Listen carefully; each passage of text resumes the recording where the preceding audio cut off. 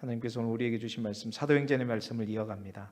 사도행전 19장 23절부터 29절까지의 말씀입니다. 신약성경 221쪽 사도행전 19장 23절부터 29절까지의 말씀입니다. 예배 전에 미리 말씀을 찾아 놓으신 줄 믿고 혹 못 찾으신 분들은 화면을 참조하셔서 저와 함께 교독하겠습니다. 제가 한 절 여러분이 한 절 같이 읽고 마지막 29절은 한 목소리로 같이 읽겠습니다. 제가 먼저 봉독합니다. 그때쯤 되어 이 도로 말미암아 적지 않은 소동이 있었으니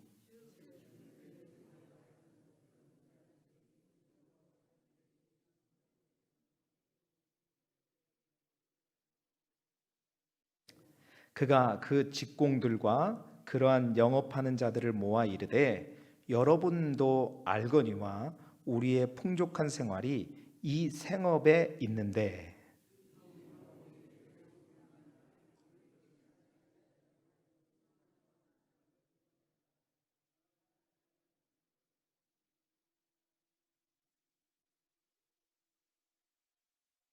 우리의 이 영업이 천하여질 위험이 있을 뿐 아니라 큰 여신 아데미의 신전도 무시당하게 되고 온 아시아와 천하가 위하는 그의 위엄도 떨어질까 하노라 하더라.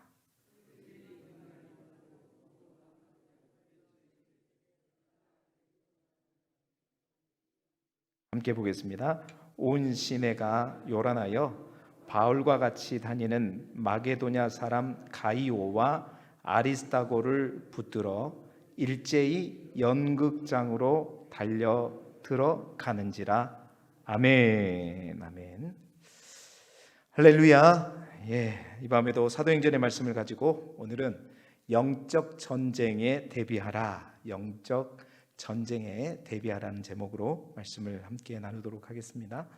지난주 수요일뿐만 아니라 주일날에도 우리가 동일한 본문을 가지고 이제 바울의 여행 계획에 관해서 말씀을 함께 나누었습니다. 바울은 현재 바울이 있는 곳은 어디죠? 에베소입니다. 에베소에 있지만 바울은 에베소에서 마게도냐를 거쳐 아가야, 또 아가야를 거쳐 어디로요? 예루살렘으로 가기를 작정했다가 결국 어디로 가고 싶어 했죠? 로마로 가리라.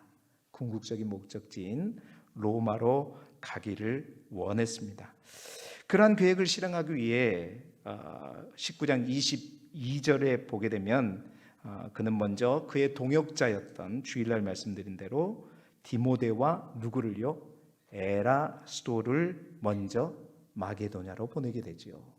자, 그런데 22절 말씀 가운데 우리가 주목할 또 하나의 말씀이 있어요. 사도행전 19장 22절의 말씀을 우리 화면을 보고 같이 다시 한번 더 읽어보겠습니다. 시작. 자리를 돕는 사람 중에서 디모데와 에라스도 두 사람을 마게도냐로 보내고 자기는 아시아에 얼마 동안 더 있으니라. 아멘. 자, 돕는 사람 중에서 디모데와 에라스도 두 사람이 믿을 만한 사람이었죠. 꼭 필요한 사람이었고 바울의 동역자 중에 아주 귀한 사람이었습니다.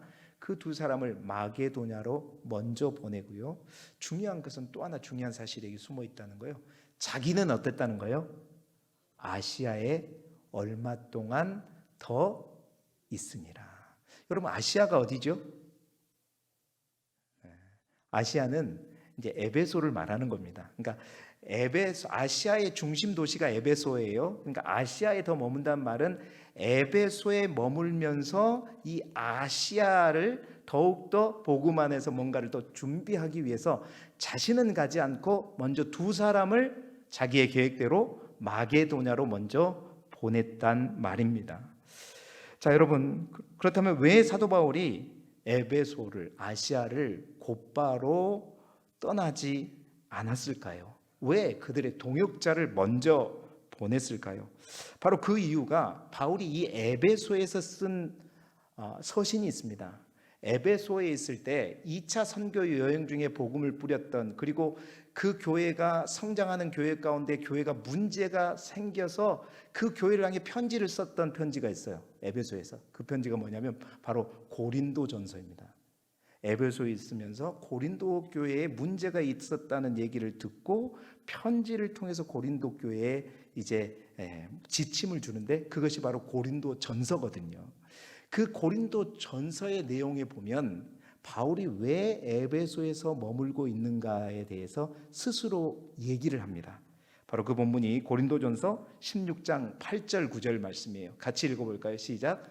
내가 오순절까지 에베소에 머물려 함은 내게 광대하고 유효한 문이 열렸으나 대적하는 자가 많음이라.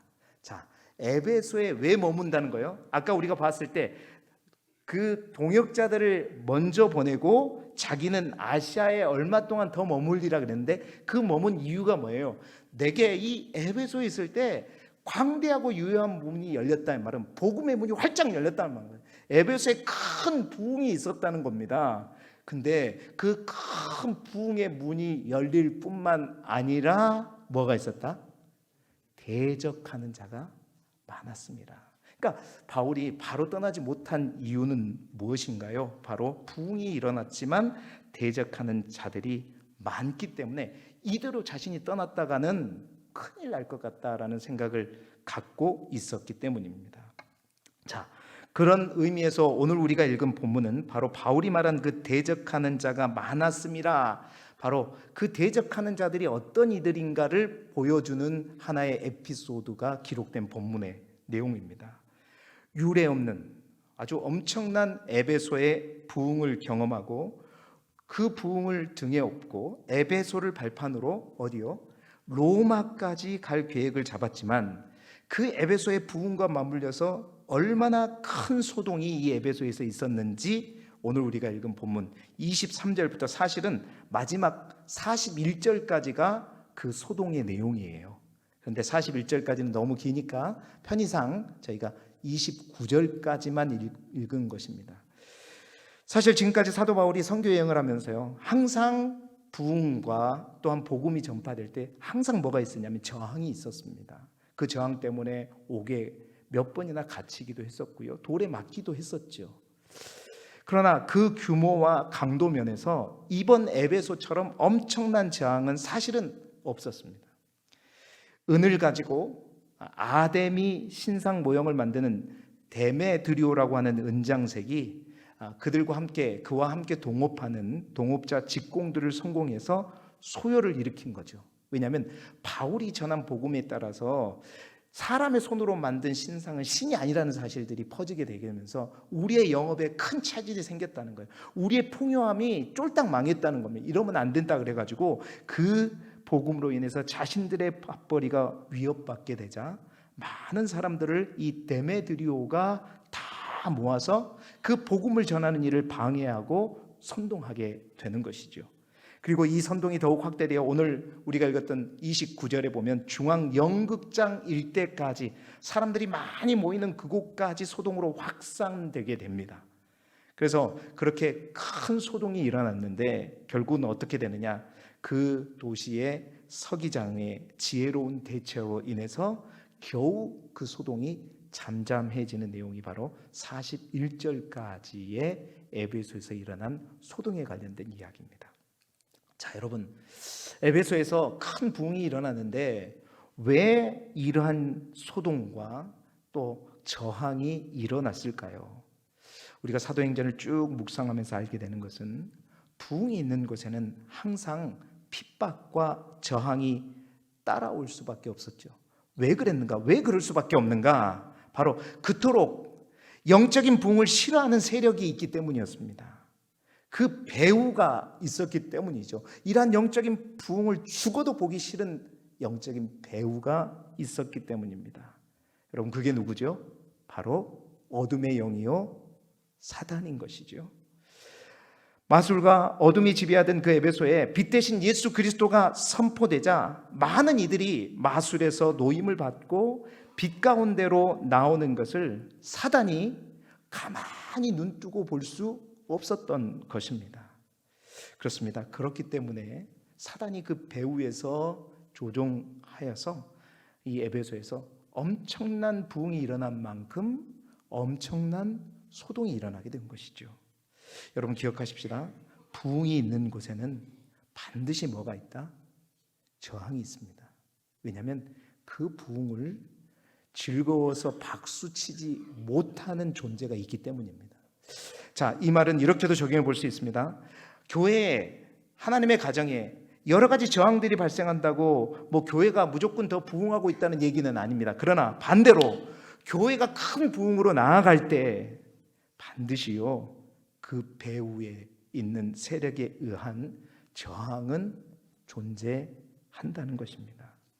유례 없는 부흥은 그래서 지금까지 우리가 볼 수 없는 저항을 가져오게 되는 것이죠. 바울은 이러한 영적인 원리, 이러한 영적인 법칙, 내막들을 잘 알고 있었던 것입니다. 그래서 자신의 계획이 분명히 있음에도 불구하고 마게도냐도 아가야도 예루살렘과 로마로 가야 되지만 지금 에베소를 떠나지 못하고 있는 거예요.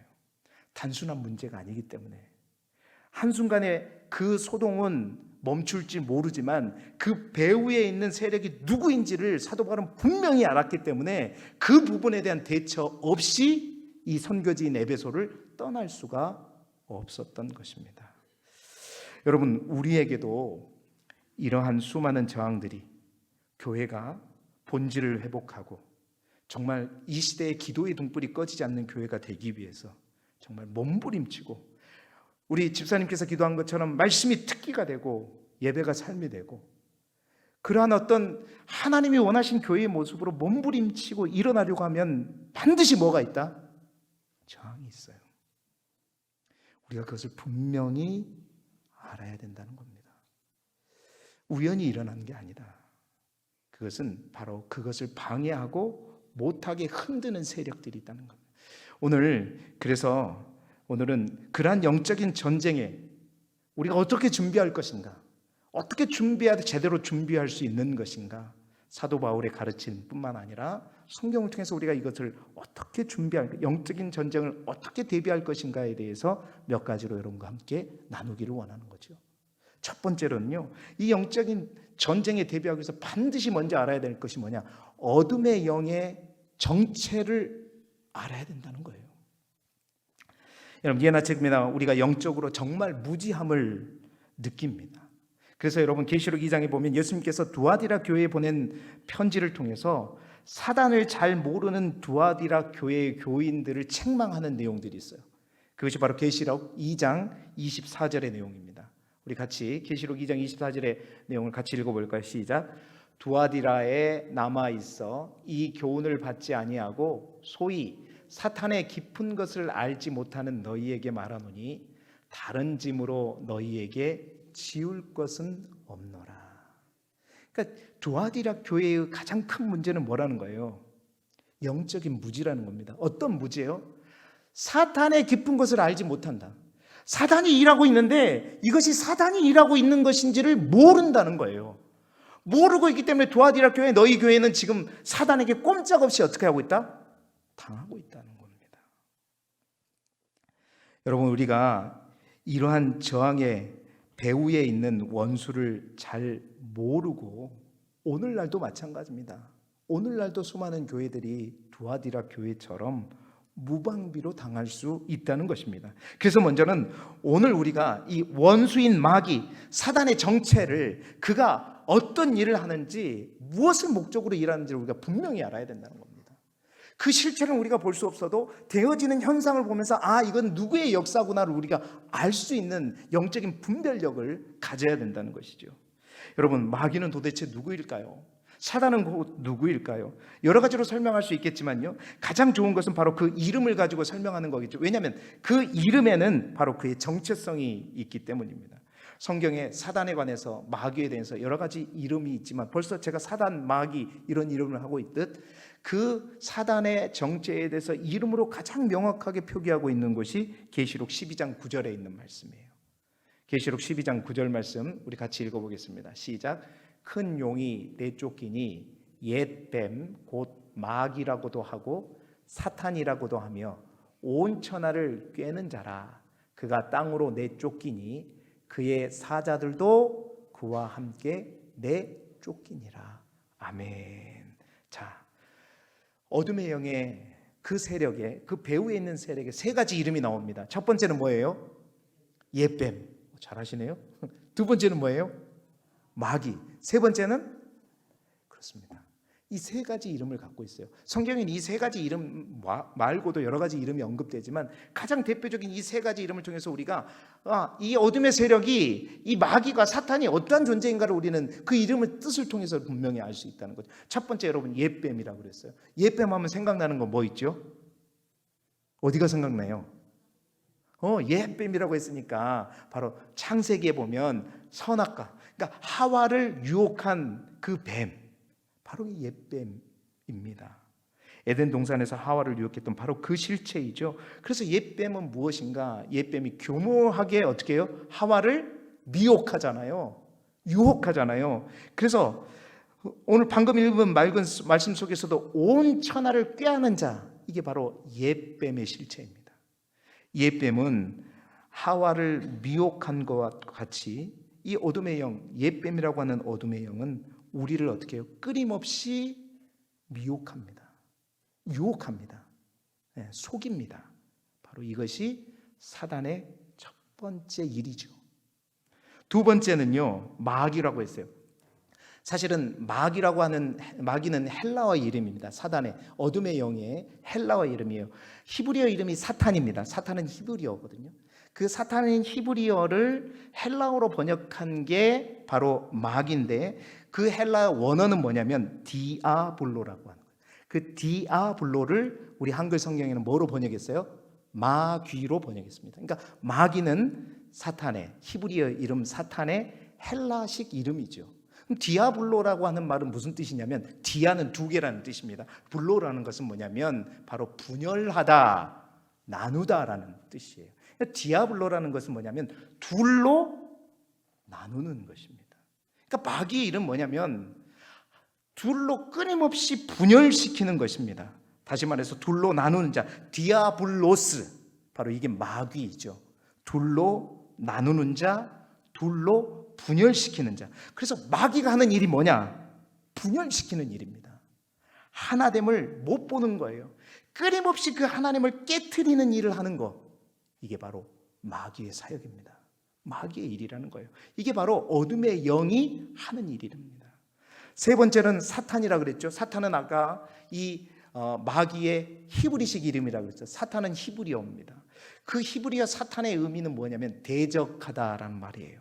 막다, 방해하다, 대적하다. 이게 바로 사탄이라고 하는 히브리어의 뜻입니다. 그래서 여러분, 구약 성경에 대적하다라는 말이 들어간 곳에 히브리어 원어를 보게 되면 뭐라고 되냐면 사탄이라고 되어 있습니다. 뿐만 아닙니다.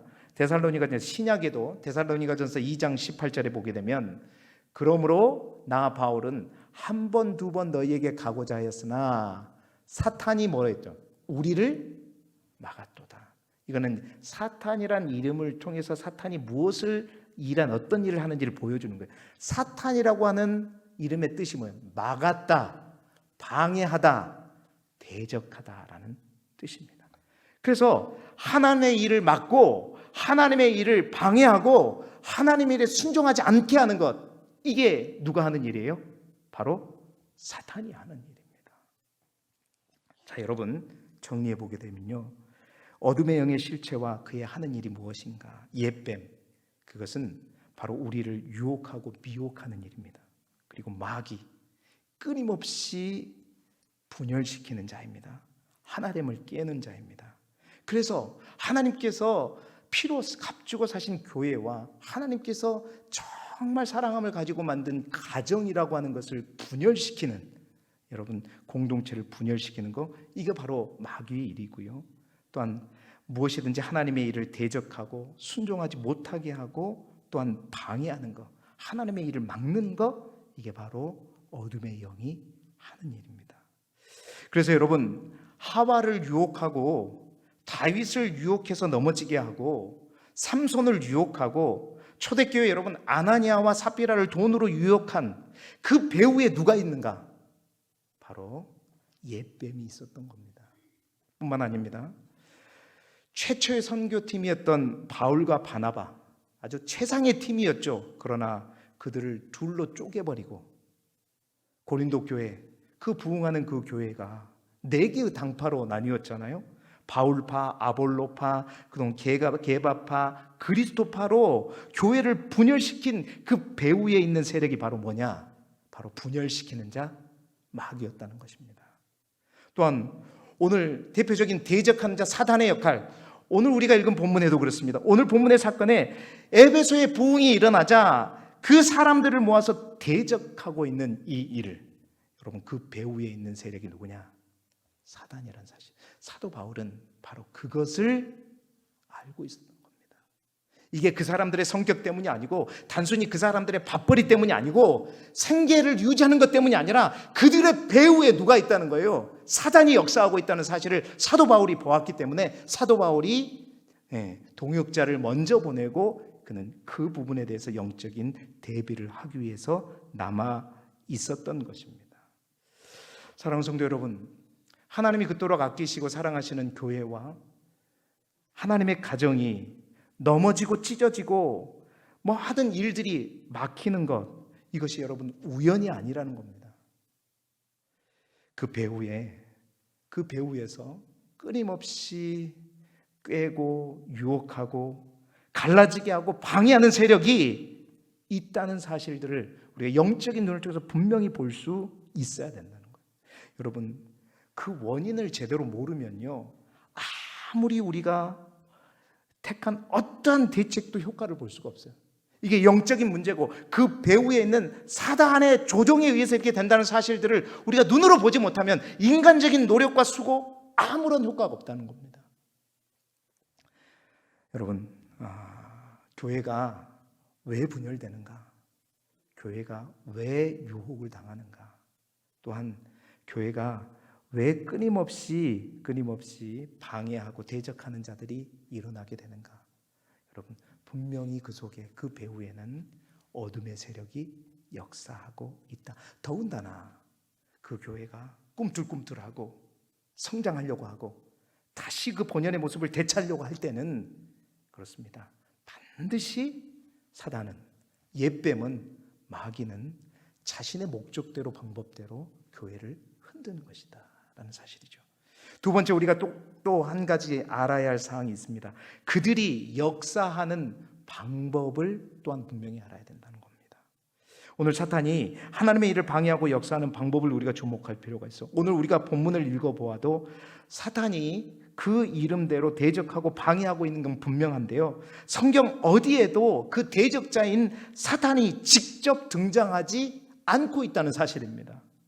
여러분, 이게 굉장히 중요한 사실인데요, 사탄, 마귀, 옛뱀은요 절대로 그 실체를 드러내지 않는다는 게 문제입니다. 자, 그러면 어떻게 그들이 대적하느냐, 어떻게 그들이 분열시키느냐, 어떻게 그들이 미혹하느냐? 결론은 그거예요. 방법은 다 똑같아요. 어떻게 그들이 역사하느냐? 바로 사람을 통해 역사한다는 겁니다. 여러분, 이게 너무나도 무서운 얘기예요. 사람을 통해 역사한다는 겁니다. 오늘 성경에도 보면 데메드리오라고 하는 한 사람을 통해서 사단이 역사하는 것을 보게 되죠. 이 사람이 함께 일하는 직공들을 싹 다 모아서 막 연설을 하면서 이래서 이래야 된다 연설을 하면서 모든 사람들의 마음을 모아가지고 하나님의 일, 복음의 일들을 방해하고 대적하는 일들을 하게 된다는 거죠. 그렇습니다. 사단이 직접 나서지 않는다는 거예요. 누구를 통해서? 사람을 통해서 역사한다는 거예요. 여러분, 사단이가 직접적으로 나타나서 역사한 사실은 딱 두 번 있다고 봐요. 에덴 동산에서 하와를 끼일 때, 또한 예수님께서 공생애 전에 광야에서 시험 받으실 때 직접 나타난 것 빼놓고는 다 어떻게 다른데, 직접 나타난 것이 아니라 배후에서 조종한다는, 이게 무서운 거예요. 그런데 중요한 것은요, 더 무서운 건 뭐냐면, 사단이 오늘 데메드리오처럼 이방인 신상을 만드는 그런 못된 그런 사람을 통해서 역사하면 우리가 이게 사단의 역사라고 쉽게 알 수 있겠는데, 문제는 뭐냐면요, 그 사단이 역사하는, 그 사단이 삼키는 자 중에는요 놀라운 사람들이 또한 있다는 겁니다. 예를 들자면 누구죠? 베드로입니다. 여러분, 심지어는 예수님의 수제자인 베드로도 자신도 모르게 사단의 도구가 된 적이 있습니다. 마가복음 8장 23절에 있는 말씀이죠. 우리 함께 읽어보겠습니다. 시작. 예수께서 돌이키사 제자들을 보시며 베드로를 꾸짖어 이르시되 사단아 내 뒤로 물러가라. 내가 하나님의 일을 생각하지 아니하고 도리어 사람의 일을 생각하는도다 하시고. 아멘. 여러분, 베드로가 사탄입니까? 아니죠. 베드로가 사탄이 아닙니다. 예수님은 그 베드로를 사탄이라고 말하고 있는 것이 아니라 베드로를 조종하고 있는 그 배후에 있는 누구를 보고 말하는 거예요? 사단을 보고 말하고 있는 것입니다. 이 말은 무슨 말이죠? 무서운 말씀입니다. 예수님의 수제자까지도 자기의 도구로 삼는 자들이 바로 누구다? 사단이라는 겁니다. 어둠의 세력이라는 겁니다. 여러분, 베드로까지 그럴 수 있다면 저는 어떨까요? 저도 모르는 사이에 정신 차리지 않으면요 어떻게 되겠어요? 나도 모르는 사이에 사단이 도구가 돼요. 목사님, 제가 사단이 도구가 된다는 게 여러분 다 웃으시네요. 제가 된다 그러면 여러분은 안 되겠어요? 우리 장로님들은 아닐까요? 권사님들은 아닐까요? 내가 장로이기 때문에 나는 사탄의 도구에 쓰일 일이 없다. 아니요. 베드로도 사용됐다니까요. 누구나 예외가 없습니다. 누구나 그렇습니다. 우리가 정말 몸된 교회를 위해서 그토록 열심히 일하고 정말 몸된 교회를 위해서 온몸을 다 바친 그 사람을 통해서도 어떻게 해요? 사단은 역사할 수 있습니다. 그래서 베드로가 그러한 경험을 바탕으로 베드로전서 5장 8절에 그는 이렇게 말했죠. 저는 이 베드로의 마음을 100번 이해합니다. 뭐라고 말했죠? 베드로전서 5장 8절 말씀입니다. 5장 8절 말씀을 제가 안 했나 보네요. 베드로전서 5장 8절 근신하라 깨어라 너희 대적 마귀가 우는 사자와 같이 두루 다니며 삼킬 자를 찾고 있다. 이건 베드로의 고백이에요. 자신도 나도 모르게 어떻게 했다고요? 삼킴을 당했단 말이에요. 예수님께서 그걸 보신 거예요. 여러분, 그렇습니다. 사단은요 직접 일하지 않습니다. 드러나게 일하지 않습니다. 항상 뒤에서 일합니다. 그런데 누구 뒤에서? 사람 뒤에서입니다.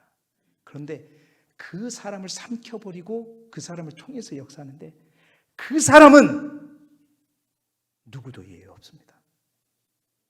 저도 근신하고 깨어서 정신 차리지 못하면 저 또한 사탄의 도구가 될 수 있고, 여러분, 내가 새벽 기도 나오고 예배 잘 참석한다고 해도 정말로 하나님 앞에 성령으로 충만하자면 근신하고 깨어있지 않으면 여러분 천하의 누구도 그렇습니다. 사단의 무서운 도구가 될 수 있다는 거예요. 그들을 통해서 교회를 유혹하고 교회를 미혹하고 교회를 분열되게 하고 또한 교회가 하는 하나님의 일, 그 하나님의 일을 하나님의 일이 아니라 사람의 일을 보고 끝까지 방해하고 회방을 놓는 것, 그럴 수 있다는 겁니다. 아주 무서운 말이죠. 여러분, 대적 마귀는 지금도 삼킬 자를 찾고 있습니다. 오히려 직분자들이 더 타겟이 될 수 있어요. 왜냐하면 그들을 흔들어 놓으면 더 흔들리기 때문에. 여러분, 영적으로 깨어있지 않는 평신도라든지 예수님도 잘 모르는 사람들을 꿰봤자 삼켜봤자 그들이 교회에서 어떤 영향력이 있습니까? 아무 영향력이 없어요. 그러니까 그들은 호시탐탐 노리지 않습니다. 목회자가, 장로님이, 또한 권사님이, 안수집사님이, 집사님들이 뜨겁게 열심히 기도하는 이들이 틈을 보이면 확 삼켜버리는 거죠. 그리고 그들을 통해서 분열을 야기시키고. 그래서 여러분 정말 깨어 있어야 돼요. 사탄의 도구가 되지 말아야 합니다. 나도 모르게 사탄의 도구로 쓰임받지 않기를 소망합니다.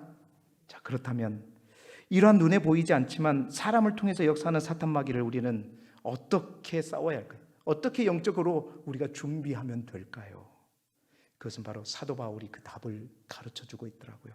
영적 전쟁에 대비해야 한다는 겁니다. 그럼 어떻게 대비해야 되는가?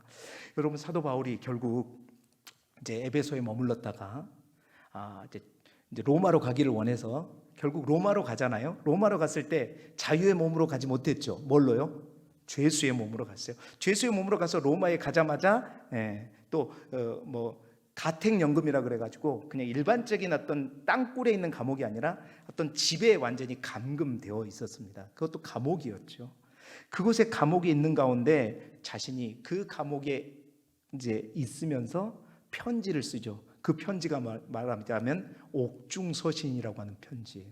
그 옥중서신을 쓰는 가운데 4개 가운데 자신이 3년 동안 그렇게 부흥을 맞이하면서 영적으로 무서운 어떤 영적 전쟁의 위기의식을 느꼈던 에베소 교회를 향해 편지를 써요. 그 편지가 뭐죠? 바로 에베소서예요. 여러분, 에베소서를 나중에 우리가 언제 볼 때가 있겠지만 그 에베소서에 가장 많이 드러나 있는 내용은 교회에 관한 내용입니다. 교회론에 관한 내용들이 에베소에 잘 나타나 있어요. 다시 말해서 그 교회가 어떻게 하면 건강한 교회로 세워져 갈 수 있는가, 특별히 그 교회의 중요성에 대해서 기록한 편지가 바로 에베소서예요. 그런데 그 에베소서를 통해서 특별히 바울이 잊지 않고 마지막에 강조하면서 한 얘기가 있어요. 다름 아닌 바로 그리스도인의 영적 전쟁에 대해서, 성도들이, 교회가 어떻게 그것을 준비해야 되는가에 대해서 말하고 있죠. 그 이유는 바로 에베소가 이런 곳이었기 때문이에요. 유례 없는 부흥만큼 큰 저항이 있었고 그 저항의 배후에 바로 마귀와 사탄이 역사하고 있었던 사실들을 바울이 에베소 사역하면서 너무나도 뼈저리게 느꼈기 때문에 그들에게 영적인 체험방을 바로 에베소서에 보낸 편지를 통해서 밝히게 되는데, 그 내용이 우리가 너무나도 잘 아는 내용, 바로 그겁니다. 바로 에베소서 6장 10절 11절 말씀이에요. 우리 같이 읽어볼까요? 시작. 끝으로 너희가 주 안에서와 그 힘의 능력으로 강건하여지고 마귀의 간궤를 능히 대적하기 위하여 하나님의 전신갑주를 입으라. 아멘. 왜 에베소서에 이런 말씀이 있었을까요? 바로 우리가 사도행전 19장을 통해서 알 수 있는 거예요. 에베소에서 그 엄청난 부흥 속에서 발생한 엄청난 저항의 배후에 누가 있었기 때문에 사단 마귀가 에베소 교회를 엄청나게 흔들고 있다는 사실들을 사도 바울은 머물면서도 지도하고 교육했지만 이제 로마 감옥에서 끊임없이 그것이 걱정되었던 거예요. 너희들이 그 사단과의 싸움, 영적 전쟁이다. 그래서 이어지는 여러분 에베소서 6장 12절 13절에 사도 바울이 뭐라 그래요? 방금 제가 얘기했던 내용 그대로 합니다. 읽어봅시다. 시작. 우리의 씨름은 혈과 육을 상대하는 것이 아니요 통치자들과 권세들과 이 어둠의 세상 주관자들과 하늘에 있는 악의 영들을 상대함이라. 그러므로 하나님의 전신갑주를 취하라. 이는 악한 날에 너희가 능히 대적하고 모든 일을 행한 후에 서기 위함이라. 아멘. 그렇습니다.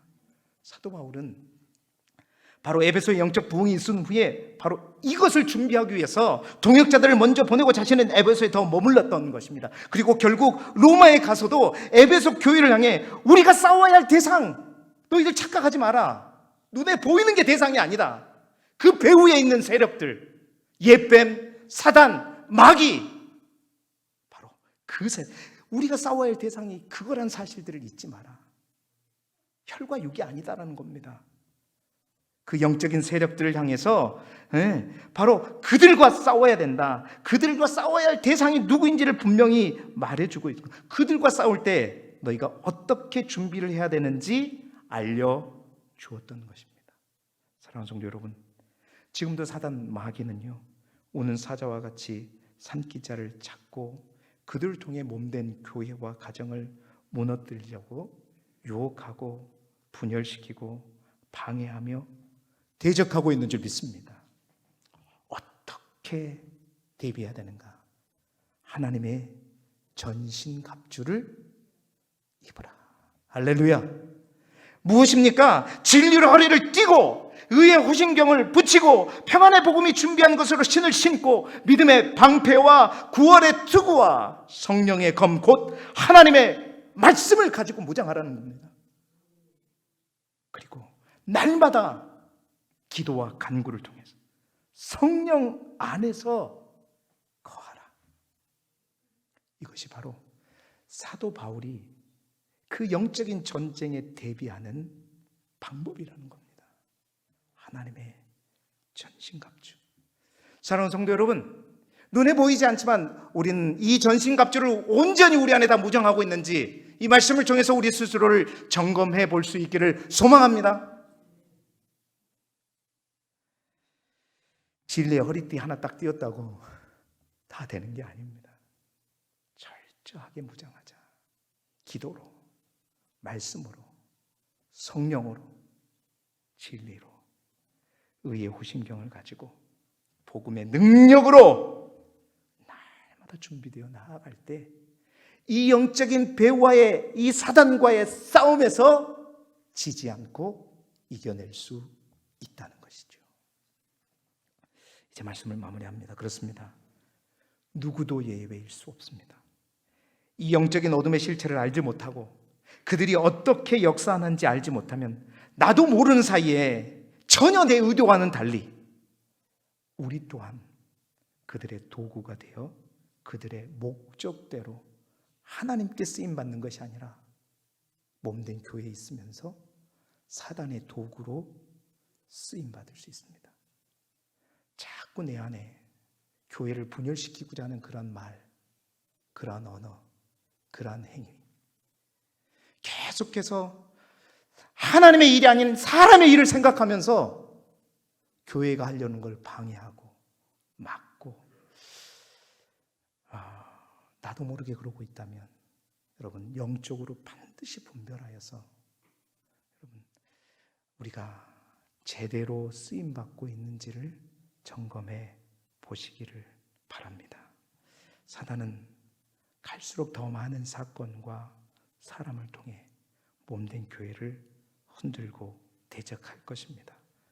영적인 어리석음으로 인해서 사단의 도구가 되지 말고 정말 하나님의 전신갑주로 무장하여서 모든 사단의 유혹과 분열과 방해를 다 이겨내고 우리 몸된 교회를 건강한 교회로 하나님이 기뻐하시는 가정을 믿음의 가정으로 세워가시는 우리 길쭉의 모든 성도들이 되시기를 그리스도 예수 이름으로 축원합니다.